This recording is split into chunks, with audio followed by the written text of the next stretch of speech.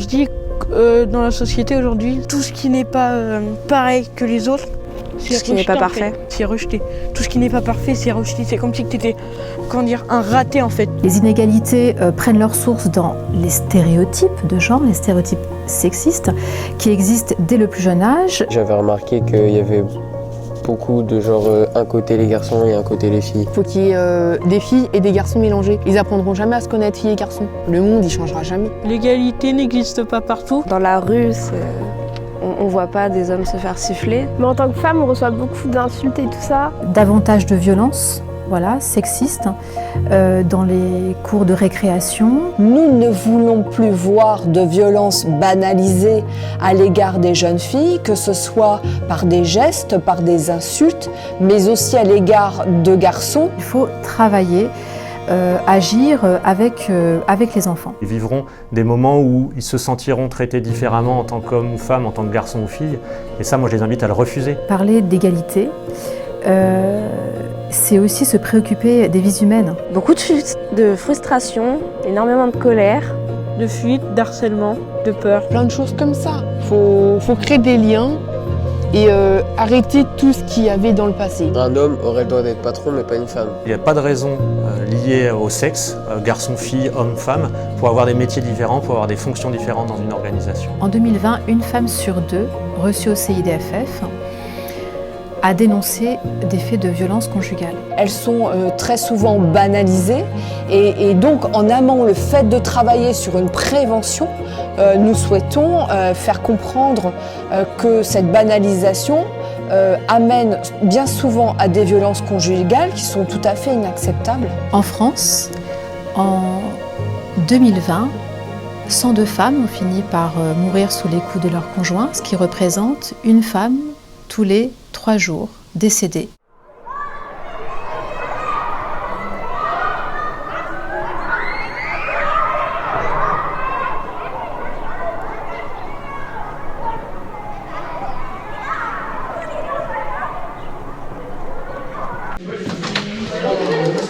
Donc vous allez pouvoir rentrer puis vous installer autour de la table, vous sortez vos affaires, crayons, de quoi noter. Hein, d'accord? Allez, c'est parti.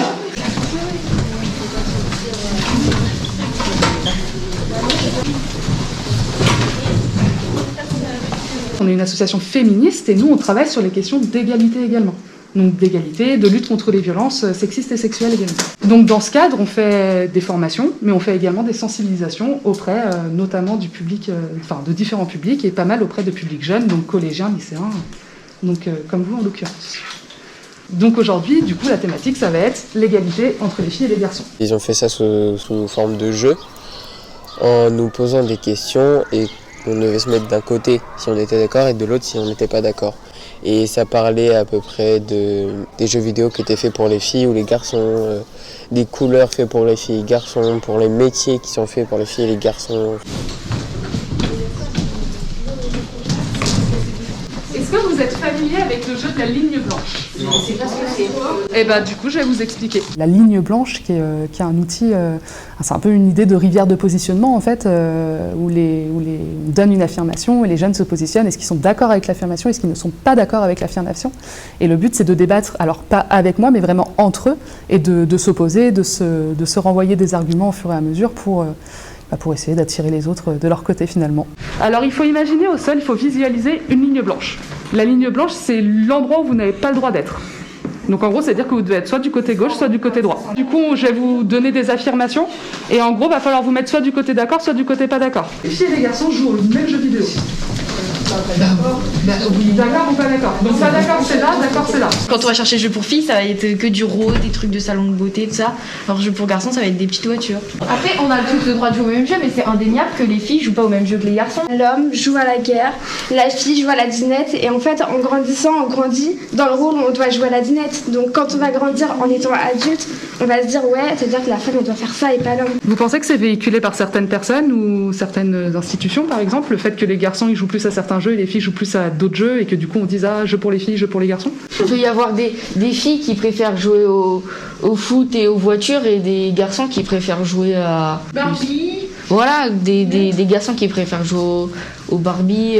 Ce projet, c'est en partenariat avec le collège Louis Pergaud de Courville-sur-Eure, qui a pour envie de créer des référents mixité au sein du collège, au sein des classes de 3e. Depuis 4 ans, nous travaillons en partenariat avec le Centre d'information des droits des femmes et des familles. En 3e, nous formons des référents mixité qui deviennent ambassadeurs et qui traitent de différentes thématiques dans le cadre de la mixité, de l'égalité et de la parité. J'ai envie de participer au projet mixité du collège parce que déjà pour se rendre compte comment c'est, qu'est-ce qui n'est pas égal et essayer d'arranger les choses déjà au sein du collège et après peut-être partout. Ici c'est d'accord et ici c'est pas d'accord. Un garçon qui pleure, c'est un peu la honte. Donc là vous êtes tous pas d'accord, un garçon qui pleure c'est pas la honte. Ok, d'accord. Donc ces référents mixité, ils ont pour but de se questionner sur tout ce qui est inégalité, sur tout ce qui va être stéréotype, notamment de genre, et donc à la fin du programme de présenter eux-mêmes des supports de sensibilisation aux inégalités auprès des classes de 5e. Même si nous sommes arrivés à une égalité de droit, voilà, sur le plan de la loi, il n'en reste pas moins que nous sommes toujours à des inégalités persistantes, encore et aujourd'hui, au quotidien, entre les hommes et les femmes. S'intéresser et agir contre les inégalités femmes-hommes, c'est d'abord et avant tout agir et s'intéresser aux enfants.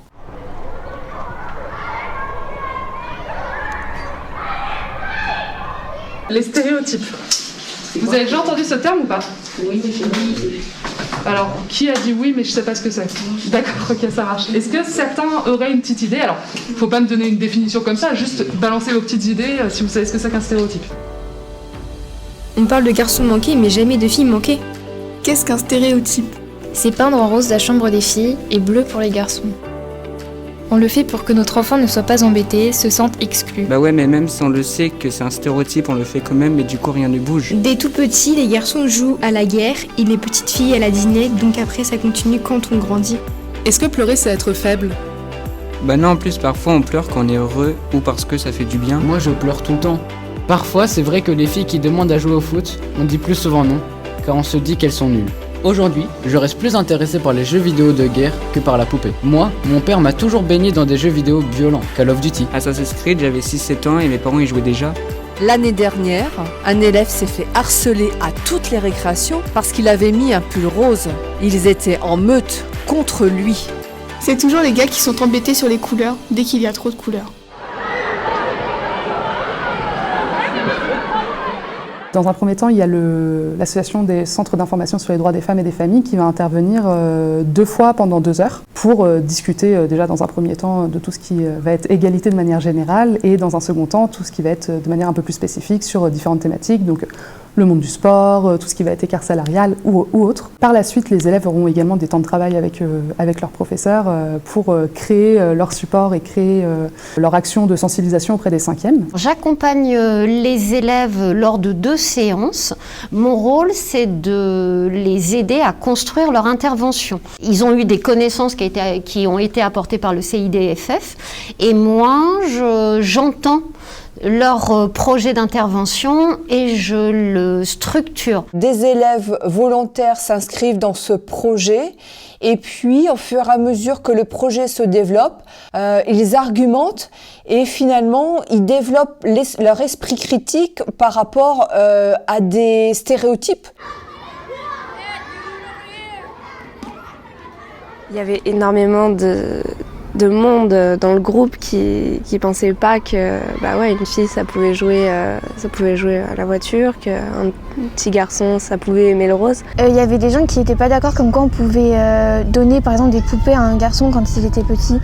Et moi je trouve pas ça normal parce qu'on donne ce qu'on veut comme jeu aux petits garçons, aux petites filles. J'ai changé d'avis parce qu'avant je croyais que les garçons jouaient aux jeux de garçons et les filles jouaient aux jeux de filles. Je croyais que c'était normal en fait. Faire des débats comme ça sous forme de jeu, et ça permet de comprendre plus facilement la vie des gens et de potentiellement changer le sien vers le mieux. Il y avait beaucoup de préjugés, c'était pas toujours les mêmes réponses, tout le monde avait son chaque choix. Ça nous a fait aussi réfléchir la vie des autres. Du coup il y a eu un bon débat et à la fin presque tout le monde était presque pareil. Je pensais pas autant qu'on attribuait certaines choses à un sexe. Du coup, c'est vrai que ça m'a beaucoup surprise et je me suis rendu compte qu'en fait, il y avait beaucoup d'inégalités par rapport à ça. Je pensais pas qu'il y aurait autant de personnes qui étaient dans cet état d'esprit et ça m'a un petit peu choquée. Ça a permis de créer des échanges et du coup aussi d'avoir des opinions.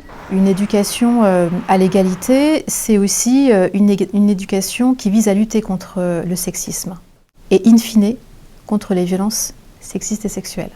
Donc c'est pour ça que c'est important d'agir dès le plus jeune âge.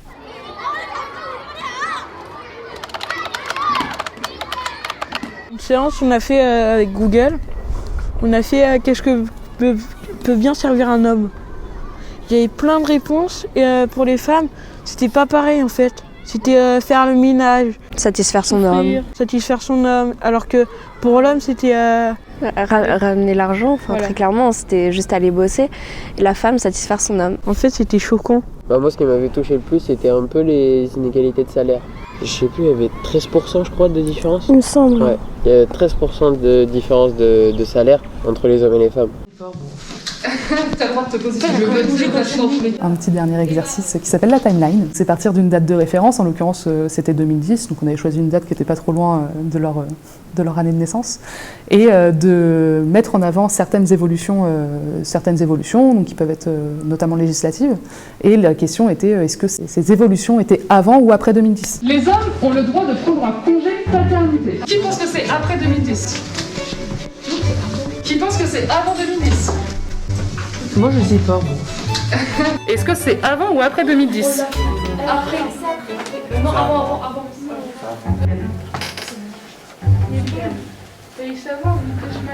Les femmes et les hommes peuvent accéder à tous les métiers. Avant, après. Qui pense que c'est avant ? Qui pense que c'est avant 2010 ? C'était quelle année pour ceux qui pensent que c'était avant ? Que c'est gratuit pour les moins de 25 ans. Qui pense que c'est après ? Oh, 2015. Harcèlement de rue, le problème c'est que c'est une définition qui est très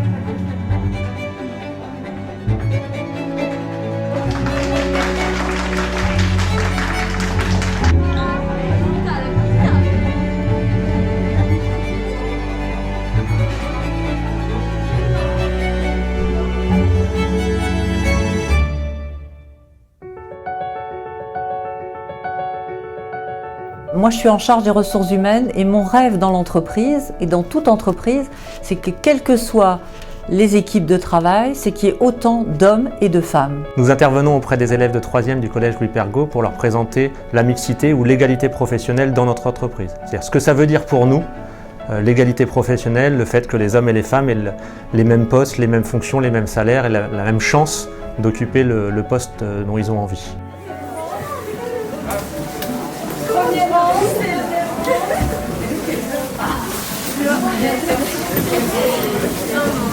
À votre avis, quel est le pourcentage d'étudiantes dans l'ensemble des formations scientifiques ? 15%. Moins de 15%. Entre 15 et 35. Entre 15 et 35. Plus de 35. Il y a 40% de femmes, de filles, qui choisissent des formations scientifiques, mais il y a seulement 28% dans les écoles d'ingénieurs. A l'inverse, la part des hommes cette fois-ci, en tant qu'employés administratifs, souvent on dit des employés de bureau. Entre 15 et 35. Entre 15 et 35, c'est partagé. 23%. Donc seulement 23% d'hommes. Il y a encore des métiers qui sont traditionnellement masculins, traditionnellement féminins. Et notre présentation, elle se veut un peu en cassant les codes, avec deux collaboratrices qui évoluent traditionnellement dans un métier masculin, et à l'inverse, un homme qui évolue plutôt dans un environnement féminin et qui présente donc son activité. Au niveau des ressources humaines en master, on était 46, dont 6 garçons et 40 filles. Et à la suite de mon master, donc de mon bac plus 5, j'ai obtenu le poste de responsable développement RH donc chez Métador. Il nous a dit, vous croyez il y a plus de garçons ou de filles dans ce métier-là? Et nous on a dit plus de garçons. En fait c'était tout le contraire. Il n'y avait que 6 garçons et je sais pas 30 filles, un truc comme ça. Je suis arrivée chez Métador en 2009 en tant qu'ingénieur process. Donc ingénieur process, c'est l'ingénieur qui va être en support technique de la production. Donc de 5, je suis passée à 9 personnes dans l'équipe, que des garçons aussi, que des hommes. Et l'année dernière, donc là c'est 5 ingénieurs, 2 techniciens, dont une femme ingénieure enfin. Casser le tabou que la technologie était pour les hommes et tout ça. Quand on voit qu'une femme fait tout aussi bien ce travail, bah, c'est vrai que on se dit ouais, en fait je peux faire ce travail si ça m'intéresse et c'est pas dédié à une personne. Oui, là il y a une femme qui pilote ou qui manage une équipe de 10 hommes et elle est toute seule. Mais oui, ça existe et ça se passe très bien. Donc ça permet d'enlever des barrières et pour que le jeune se dise ben, je ne vais pas m'auto-censurer. Moi c'est Delphine, donc ça fait maintenant 20 ans que j'ai intégré Metalor. J'ai commencé comme on dit en bas de l'échelle vu que j'avais pas de formation spécifique. J'ai évolué, j'ai fait des formations au sein de l'entreprise. Donc ce qui m'a permis en fait de pouvoir piloter des robots. Il y avait une dame qui travaillait dans tout ce qui est électrique, robotique et tout.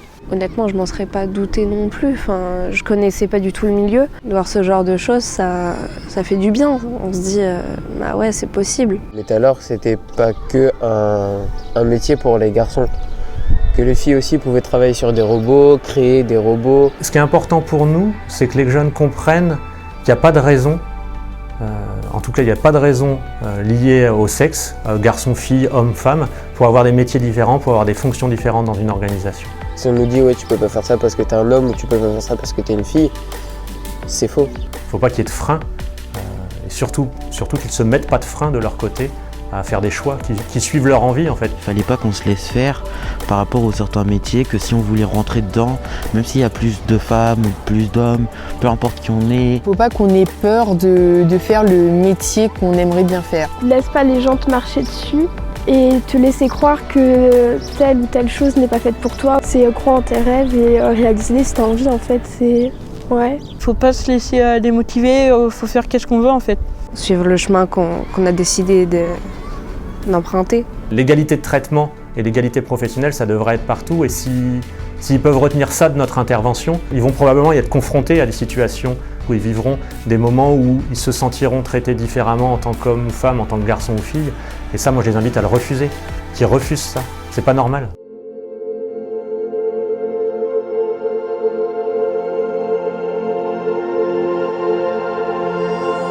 Je vais faire une intervention en 5e avec Cassandra et Léa. Et on va essayer de leur ouvrir les yeux sur l'inégalité homme-femme.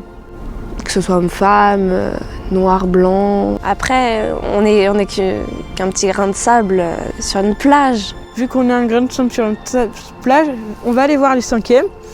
Et ça se trouve, ça va changer comme ça. En gros, ça fera une révolution en fait, j'ai envie de dire. On essaiera d'avoir toujours plus de petits grains de sable, histoire de construire une belle plage. Ça renforce la troupe. Avant, c'est des petites personnes, quelques-unes. Après, ça grandit, et voilà. Ça changera les choses. Tout le monde fait partie de la solution. La solution, elle est forcément collective. Sont parties prenantes, évidemment, la chef d'établissement, les élèves, les professeurs. Nous nous efforçons de mettre en mouvement l'ensemble en fait de ces parties prenantes sur ces questions d'égalité et de ces enjeux.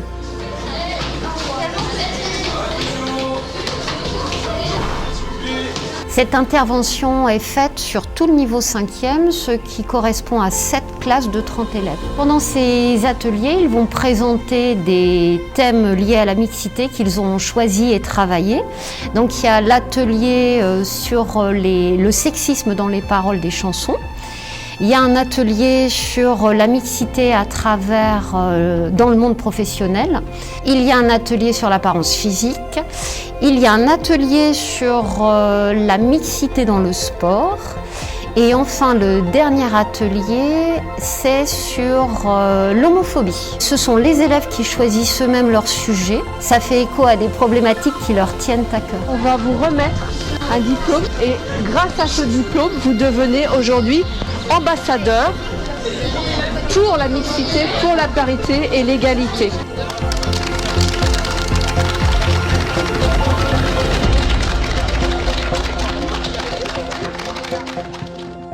On voyait les gens se plaindre des inégalités à la télé, jamais dans les établissements scolaires et tout, parce que du coup les plus jeunes ils n'entendent pas forcément ça et du coup ils l'entendront plus tard et ça sera trop tard pour eux. Plus on en parle tôt, plus ça va changer vite. Après tous les rendez-vous qu'on a eus et tout ça, Au niveau des gens que je regardais avant, il y a plus d'empathie. Des fois, il y a des problèmes où j'en avais clairement rien à faire et que je faisais ma vie, mais qui maintenant, s'il se passe, j'interviendrai et vraiment, je viendrai dire stop, quoi. Déjà, ça m'a rendu plus mature. Parce que maintenant, quand je vois par exemple des 6e, 5e, voire 4e qui se chamaillent, j'essaie d'aller vers eux. On ferme les yeux sur beaucoup de choses parce qu'on a grandi comme ça. Et maintenant que j'ai intégré les réformes mixtes, je me dis, bah non Danae, tu n'as pas le droit en tant que citoyenne, et si tu veux construire quelque chose de vrai après, t'as pas le droit de fermer les yeux sur ça parce qu'ils vont grandir comme ça. Quelque part, c'est aussi la contribution à la formation de futurs citoyens, futures citoyennes. Il faut juste faire des efforts pour pouvoir arranger le monde. Les réflexions sont allées vraiment beaucoup plus loin que prévu et c'était extrêmement intéressant et j'en ressors très satisfaite et confortée dans l'idée que déjà ces temps de sensibilisation sont, à mon avis, plus que nécessaires. Nous sommes un réseau de 103 CIDFF, donc il y a un CIDFF dans chaque département, fédéré par une fédération nationale des CIDFF. Donc j'invite tous les chefs d'établissement intéressés, volontaires, à contacter son CIDFF le plus proche. Ce que je souhaiterais, grâce à ce projet, c'est que les élèves qui ont pu participer puissent pouvoir réagir face à une situation de violence, quelle qu'elle soit, que ce soit une violence verbale ou physique, et qu'ils soient à même de répondre non. Mon souhait, ça serait d'arrêter les inégalités et les mots qu'on dit sur les gens qui n'ont rien fait. Après cette expérience, j'ai réussi à peut-être trouver quelques arguments contre les remarques qu'on peut me faire. Le souhait, c'est juste ouvrir les yeux aux gens, qui se rendent compte de tout le mal que juste des paroles peuvent faire. Avec le groupe qu'on est au collège, on ne pourra pas changer le monde entier, mais on pourra quand même en faire partie, une toute petite partie. Et ce sera déjà pas mal.